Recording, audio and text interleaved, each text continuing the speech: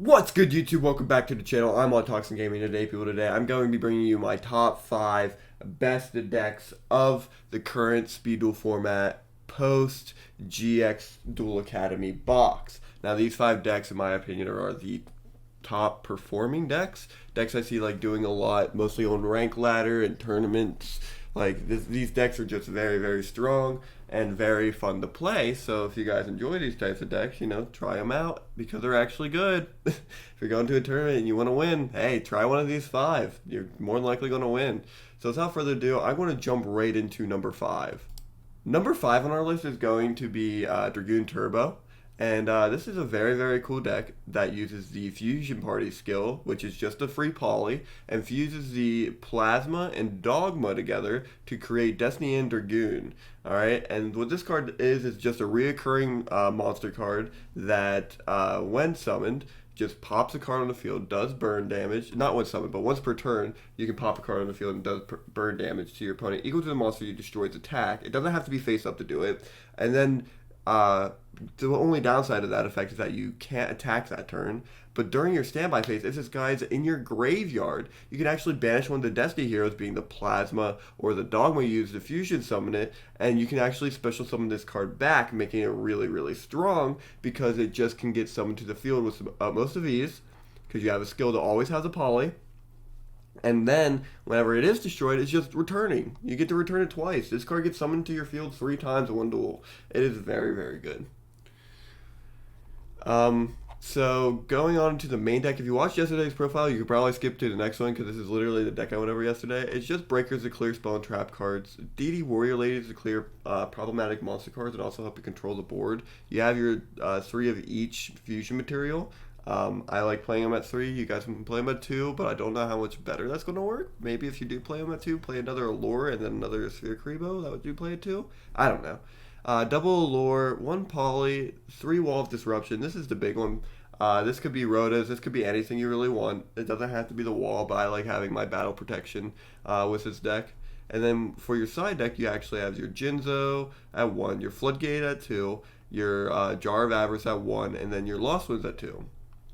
And then lastly, like I said, you got your 3 Dragoons and your 3 Destiny Hero Dangerous, which can be summoned with a Destiny Hero and a Dark effect monster. So you could use your Sphere Kribo and your Breakers with any of these guys if you get extras in your hand, and then actually summon out Dangerous if you just have the Poly, or if you absolutely need to, Fusion Party. Number 4 on our list is actually going to be David Warriors, or Warrior Burn, like a lot of people are calling it. I like calling it David Warriors because this guy's sus. But yeah, if you don't know what it is, it's using the skill Digging for Gold by banishing 3 materials from your graveyard and drawing 1 card once per duel. It's a very simple skill, but it's the one that everybody's kind of using right now, and it's, very cool. I like this card a lot, and I like that we're using the NPC characters a lot. I think there's 3 decks on this list that use NPC characters, which is crazy. But Digging for Gold, or Burn Warriors / David Warriors, are, very, very good. So it's about controlling the board and then burning your opponent out of their life points. It's pretty much what it is. And Digging for Gold just gets these guys out of your graveyard, like banishing cards from your graveyard, just to draw another card. It's really, really nice. So the deck is actually from the top 8 of the Toxic Legacy tournament that we hosted a couple weeks ago, like 2 or 3 weeks ago at this point. And yeah, the deck is really, really neat.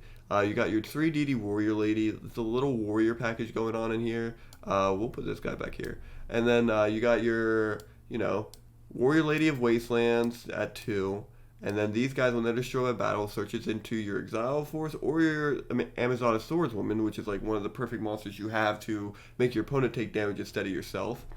And then on top of that, you pair it well with the Lava Golem, which tributes 2 of your monsters, your opponent's monsters, to summon it, burns them for 1,000 life points during each of your standby phases, and then, or their standby phases, my bad. And then Swordswoman can just run into it, and then they lose another 1,500 life points. It's very strong. Reinforcements is played as 3 since you play so many warriors in this deck.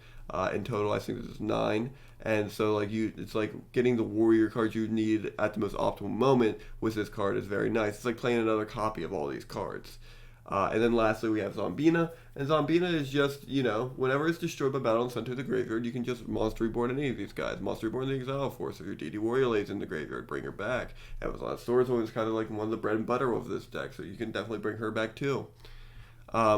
We also have our Zone of the Spirits, which is arguably one of the better cards in this deck, played as 3. And it really helps this deck since it is a burn-based deck, because whenever it's destroyed by battle and sent to the graveyard, you inflict damage to your opponent equal to the attack of the monster that destroyed it, which is really, really good. Not only that, it special summons itself, like it creates itself into a monster, so you can actually go into an aggro position with it. Nightmare Wheels are also in this deck at 2, which kind of fills out the burn cards of this deck. Nightmare Wheel is just a continuous trap that targets a monster on the field, makes it unable to change its battle position or attack, which is really good in this format. And then during each of your standby phases, your opponent loses 500 life points. It's very, very strong. Next, we have our Floodgate Trap Holes, which are really good in this meta. And then we also have the Book of Moon. And then if you end up fighting against the mirror match, you actually have the main deck Dust Tornadoes. That way you can destroy spell and trap cards like the Nightmare Wheel or the Zone of the Spirits without actually having to, lose life points from Cosmics or have to rely on them being set with Night Beams. So Dust Tornado is being played at 2 in this main deck. We play Soul Release at 2. That way you can get up to 5 cards in your opponent's graveyard banished. This is really good against Cyber Angels. You got the 1 Lost Wind, 2 Wall of Disruption, and then 1 Exploder Dragon. And then you have your bluff down here of any extra deck monster. That way your opponent is less likely to hit one of these guys. If you want, you could even play the Waking the Dragon in this deck and any of the fusion monsters that it can summon. And if you do, your opponent's going to be less likely to want to hit your set cards. So your Zomas and Nightmare Wheels will kind of be safe. So if you do want to play that instead of, like, say, Exploder Dragon or Lost One in your side deck, or even the Wall of Disruptions, I'd say go for it. Like, it seems like a really good idea. Number 3 on our list is actually going to be Moth. So this is going to, not be that much of a difference from what we saw last format, but it's still enough of a difference that we're going to go over it. I haven't really done a video on, like, pure Moth or whatever, generic Moth, I guess, since the start of the format. I do like a couple of variant Moths, like Volcanic Moth or Earth Moth, but for this moment, we're just going to be going over regular Moth. So you're playing the skill Cocoon of Ultra Evolutions. Both of these skills can only be used once per duel, and you can't use the skills in the same turn as each other. That's the new errata text. So if you don't know what it does, where have you been? Welcome to Speed Duels, I guess. You contribute 1 insect monster from either field with an equip card, and if you do, special summon 1 insect monster from your deck, ignoring its summoning conditions. You can add normal special summon other monsters during the turn you activate the skill. Also flip the skill over. So you just tribute an insect monster equipped as an equip card, and then, special summon any insect monster from your deck, ignoring its summoning conditions. Which is, like, in hindsight, not that terrible. Like, it's fair. It's kind of fair. You have to, like, your opponent has to have an insect. You have to equip it with an equip spell. Like, it's a lot, that has to tribute your opponent's monster. But the problem becomes this card here, Parasite Paranoid. We play this card at 3 of the deck. It's a quick effect card, which is also crazy. That says you can target 1 face-up monster on the field. Equip this card from your hand to that target. The equipped monster becomes an insect monster, cannot attack insect monster. Also, its effects that activate by targeting an insect monster are negated. You can only use the effect of Parasite Paranoid once per turn. As this equipped card is sent to the graveyard, you can special summon 1 level 7 or higher insect monster from your deck, ignoring its summoning conditions.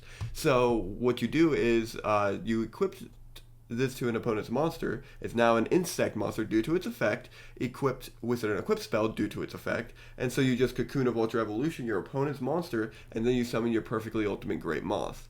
And on top of that, you also have a skill, again, you can't use this skill the same turn that you tribute your opponent's monster with the Parasite, that says you can shuffle 1 insect monster from your graveyard into the deck, then draw 1 card. So this card is actually really, really powerful because, like, you're tributing your opponent's monster for a 3,500 beater and you're drawing a card all in the same duel. Like, it's very, very powerful. But the deck is, like, pretty simple. It's 3 of the Parasite, which we just went over, 2 of the Moth, and you don't want to play any more than 2 of these Moths, and you don't want to play any less. Just in case you draw into it, this card here does not summon the Moth from your hand. It only summons it from the deck. Now, Parasites, whenever they're destroyed, will summon the perfectly ultimate Great Moth from your hand, but that's when it's in your hand. Breaker the Magical Warrior is also a great card to pair with this deck, because not only are you sitting there destroying your opponent's spell and trap card zones, but if you equip the Parasite to, say, Breaker, and you have a Moth on hand, you can use Breaker's effect to pop the Parasite equipped to it, and then Moth will get summoned by the effect of Parasite from your hand. So that's also very, very good in this deck. DD Warrior Lady is a very strong card that just got added to this deck. Lets you send it to the field as a bluff for your Man-Eater bugs that we're going to talk about in a second. And not only that, but it's like a very strong aggro card too. You get to clear any card that's really a problem. It's kind of perfect for this deck. And then lastly, we're going to talk about these Man-Eater bugs. Man-Eater bugs played a 2 in this deck. The reason why we're playing Man-Eater bug in this deck instead of, like, say, the third DD Warrior Lady and something else is because of the Cocoon. The last effect saying you can shuffle one insect monster from your graveyard into the deck and then draw one card. So Man-Eater bug, whenever it's destroyed, you flip it up, pop. During your next turn, you draw. You shuffle the Man-Eater bug back in the deck and you draw again. It's very, very good. And not only that, like I said, DD Warrior Lady is a bluff for Man-Eater bug. Like, you set the DD Warrior Lady, your opponent's going to be like, oh, that's a Man-Eater bug, and they're not going to hit it. And if they do hit it, they're hitting it with the knock, and you still have your Man-Eater bugs for later. Book of Moon is played at 3 in this deck. Cosmic Cyclone is played at 1. Mind Crush is played at 2. Mind Crush is also a new addition to this deck. People weren't playing it before, but they're main decking it for the Cyber Angels, because Cyber Angels is so good this format. And then Zone of the Spirit is also at 2. Side deck is DD Crow, 2 Cosmic Cyclone, 1 Defusion for the fusion-based decks, 1 Floodgate Trap Hole, and then 1 extra Zone of the Spirit, all inside. And then these, again, can be any XYZ or, fusion bluff that you want. It doesn't have to be these. It's just the easiest ones to bluff for your opponent. Again, this is an 8th place, or I think this is top 4. This is the top 4 deck from Toxic Legacy Tournament. And so, like, if you guys want to play Moth, this is definitely the one to try. Alright, let me run to number 2. Alright, next on our list is actually going to be Ratbox, or Energizing Rat Control.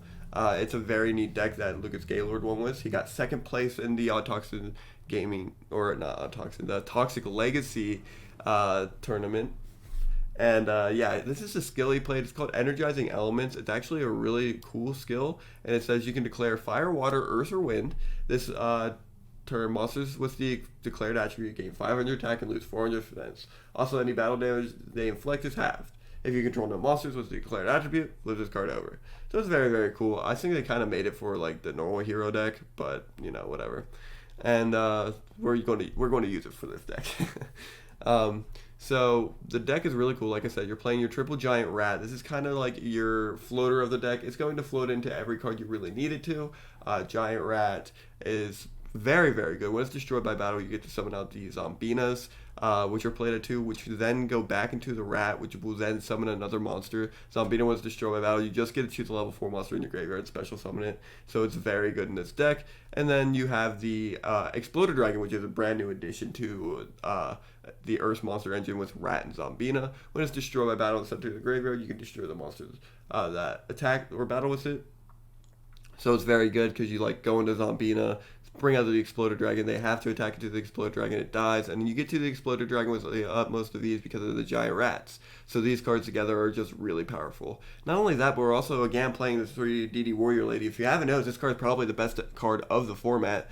And, it's just really good. Whenever your opponent battles into it, you can banish that monster. It's really powerful. And then Zombina's playing in this deck. If they're in the graveyard for whatever reason, Zombina's get them back. Nudoria is just, boneless DD Warrior Lady. 3 Haunted Shrine. That way you can keep reoccurring your Zombinas back from the graveyard. That way you can continue to go into your graveyard effects and destroy your opponent's cards with it. Zone of Spirit is played at 2 in this deck, which is very strong. Again, probably one of the best cards of the deck, so it makes sense why it's in here. Floodgate Trap Hole to flip the opponent face down and control their board a little bit more. Nightmare Well also to sit there and burn and control the board a little bit more. And Wall of Disruption, that way if they are becoming aggro and you don't have much to stop it, you can actually battle trap them and then protect yourself from the attacks, which is very, very strong. The reason why Energizing Elements is so good in this actually is because of all the Earth monsters you're playing in this deck. Like Giant Rat becomes a 1900 beater, Zombina becomes a 1900 beater, and even Exploder Dragon can be a menace with 1500 attack. So it's really, really good. The side deck is Lost Wind for the extra deck monsters, 2 Mind Crush for the Cyber Angels, 1 Nightmare Wheel for control purposes, and then 2 Waking the Dragon for when your opponents decide to waking into one of your fusion spells, fusion monsters. These are the fusion monsters I recommend, by the way, if you're going to be playing waking in any of your side decks. And last on our list is actually going to be the Ritual Ceremony Cyber Angel build that got that won the tournament, the Toxic Legacy. I did it again tournament. We're playing the Ritual Ceremony skill in this. This is Emma, the last NPC character of the list.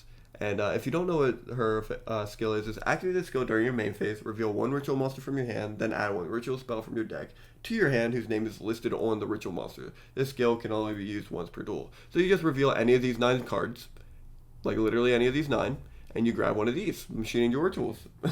So yeah, it's very, very good. But it's only once per duel, so keep that in mind. So, going over the list, we got Ben 10 at 3, which is crazy because it's at 1 in a regular TCG. This card has an effect when it's on the field that when it destroys a monster by battle and sends it to its graveyard, you inflict damage to your opponent equal to that monster's original defense in the graveyard.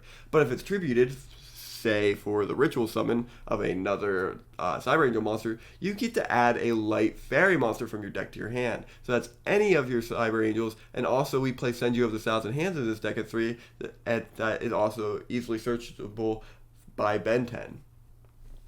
Editon's being played at 3 in this deck as well. Editon, if you don't know what it does, says if it's ritual summon, you can add a ritual spell from your deck or graveyard to your hand. So you can actually get back your Machine Angel ritual that you used to ritual summon it if you absolutely want to. But if it's tributed, you get to make all ritual monsters you control gain 1,000 attack, which is kind of bonkers. Like, that's really, really good, especially if you use both of these to summon another ritual monster, say like Izana, that you're playing in this deck. If you use 2 Editon to summon Izana, that's a 4,500 beater. And if you don't know what Izana does, by the way, this card is actually really good. It says when summoned, your opponent sends 1 spell or trap they control to the graveyard. When it attacks and destroys an opposed monster by battle and sends it to the graveyard, you can attack again if they have another monster. And then once per turn, when your opponent activates a card or effect that targets a Cyber Angel ritual monster you control, quick effect, you can shuffle a ritual monster from your graveyard into the deck and destroy 1 card your opponent controls, which is really, really good. Send You of the Thousand Hands is actually going to be played at 3 in this deck, like I said prior. This is just for the Ben 10 search, and also when it's summoned, you can get any of these Cyber Angels to your hand. Reveal the Cyber Angel, and then with the skill, and then you get the Cyber Angel's ritual spell. Breaker is too good not to be playing at 3 in this deck. You just clear a spell or trap card. DD Warrior Lady has been playing almost every single deck I've showed you today. Playing at 3 in this one. 3 Book of Moon, 3 of the Machine Angel Ritual. And this card is also really good because it protects light monsters by battle as its second effect. So if a light monster you control would be destroyed by battle or card effect, while this card's in your graveyard, you can banish this card instead. So you get to protect all your ritual monsters by battle or card effects. Not only your ritual monsters though. Senju also gets protected, and not only is Senju getting protected in this deck, but DD Warrior Lady is also a light monster that gets protected by this ritual spell. So keep that in mind when you're using this card, that you can protect your DD Warrior Ladies if you want to. Floodgate Trap Hole is also being played at 3. This is to control your opponent's board a little bit more and stop pesky monsters from being able to touch you. And then Zone of the Spirit is also being played at 3 in this deck. Because, you know, just like DD Warrior Lady, one of the best cards in the game, and I highly recommend playing it in any deck you play. For the side deck was real interesting for this deck. You have the 1 Kaiju to banish or cards from your opponent's graveyard. The 1 No Mana Crossout to hit, you know, face down cards. Share the Pain, which is a real interesting choice. Dust Tornado for the burn matchup. Lost Wind for whenever you play against the extra deck cards or other decks that special summon a lot.